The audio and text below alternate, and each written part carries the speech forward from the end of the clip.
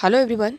इस वीडियो में squares and square roots से रिलेटेड जितने भी टाइप्स के क्वेश्चंस बनते हैं और अभी तक प्रीवियस एग्ज़ाम में जितने भी क्वेश्चंस आए हैं उन सब को इस प्रैक्टिस सेट में यहाँ पे दिया गया है, उन सबको हम यहाँ पे सॉल्व करेंगे। तो जो फर्स्ट क्वेश्चन है हमारे पास वो है, a perfect square can never have the following digit at once place. कि इनमें से कौन सा किसी परफेक्ट स्क्वायर का वंस प्लेस नहीं हो सकता है, यूनिट डिजिट नहीं हो सकता है किसी भी परफेक्ट स्क्वायर का।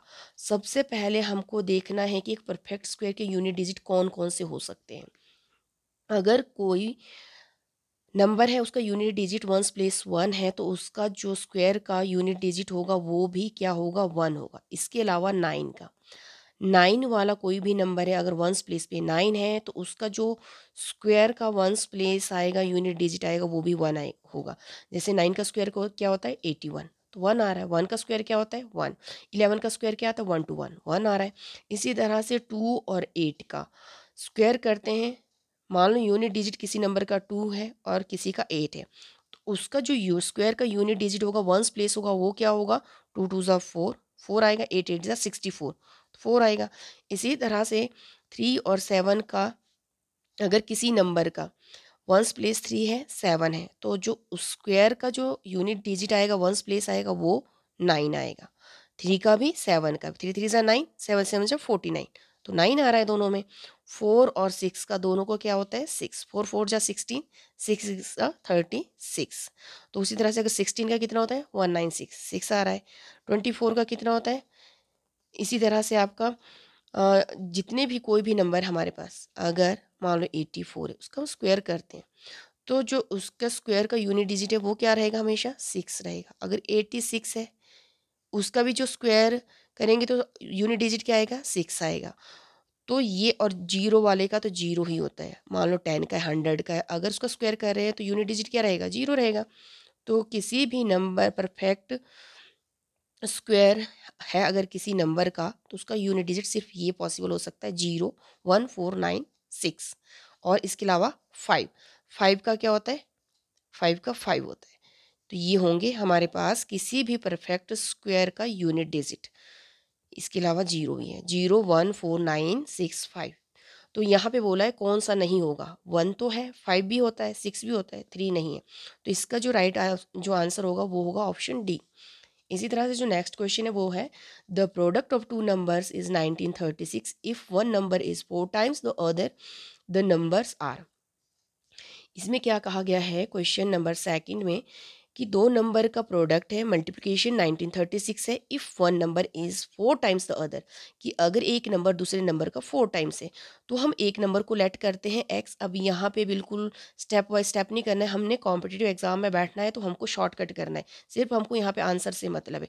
फर्स्ट नंबर को हमने x लेट किया, दूसरा बोला उसका 4 टाइम्स है तो 4x कर दो, इसके साथ मल्टीप्लाई करेंगे ना। 4 टाइम्स बोला है, 4 टाइम्स मतलब मल्टीप्लिकेशन, और उन दोनों का प्रोडक्ट प्रोडक्ट कितना है, किसके इक्वल है 1936 के। अब यहाँ पे देखो x और x को मल्टीप्लाई करेंगे एक्स स्क्वायर हो जाएगा, ये हो जाएगा 4x स्क्वायर 1936।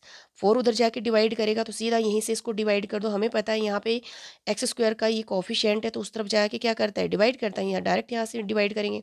4 4 जा 16, 19 से 16 को माइनस करेंगे तो 3 आ जाएगा, 3 को हम कैरी ओवर करेंगे 33 हो जाएगा। 4 8 जा 32, ये हो गया 33 से 32 को माइनस किया, 1 कैरी ओवर करेंगे 16 बन गया, 4 4 जा 16। तो एक्स स्क्वायर हमारे पास कितना हो गया 484। अब ये जो स्क्वायर था उस तरफ जाके क्या बनाएगा स्क्वायर रूट, और ये किसका परफेक्ट स्क्वायर होता है, ये होता है 22 का। स्क्वायर से स्क्वायर रूट कैंसिल हो गया तो एक्स कितना आ गया हमारे पास 22। और हमको फाइंड क्या करना है, दोनों नंबर्स द नंबर्स आर पूछा है। तो पहला नंबर हमारे पास x था जो कि हमको मिल गया 22, तो दूसरा क्या हो जाएगा 4x।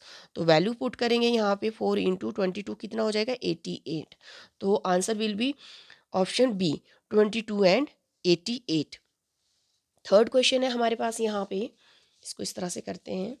Class 10th A of a school collected ₹1020 for as contribution of AP flood relief fund if each student contributed as uh, number of student, यहाँ पे क्वेश्चन गलत, यहाँ पे होगा number of student in the class, the number of student in the class are.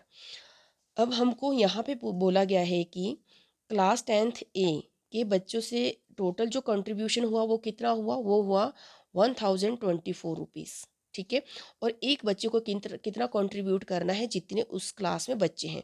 For example अगर एक class में मान लो 10th ए में 40 बच्चे हैं, तो हर एक बच्चे को कितना देना है, 40 रुपीज़ देना है। तो इन दोनों को मल्टीप्लाई कर देंगे इस तरह से। अब हमें नहीं पता है कि क्लास में कितने बच्चे हैं, तो हमने यहाँ पे उसको लेट कर दिया एक्स, और उतने ही उनको कितना कर उतने ही पे करना है, एक्स इंटू एक्स कितना हो जाएगा ये। तो यहाँ पे एक्स स्क्वायर हो गया, ये उधर जाके क्या बनाएगा, स्क्वायर रूट बनाएगा। तो हमें पता है ये किसका परफेक्ट स्क्वायर होता है, ये होता है आपका 32 का। तो स्क्वायर से स्क्वायर रूट कैंसिल हो जाएगा, तो ये हो गया 32 स्टूडेंट्स आ जाएंगे इसमें। टोटल ऑप्शन कौन सा होगा इसका, बी। अब आप कॉम्पिटिटिव एग्ज़ाम की प्रिपरेशन कर रहे हो तो मेक श्योर करना है कि आपको 30 तक की जो स्क्वायर है वो आपको अच्छे से लर्न हो, और आपके 20 तक क्यूब लर्न हो।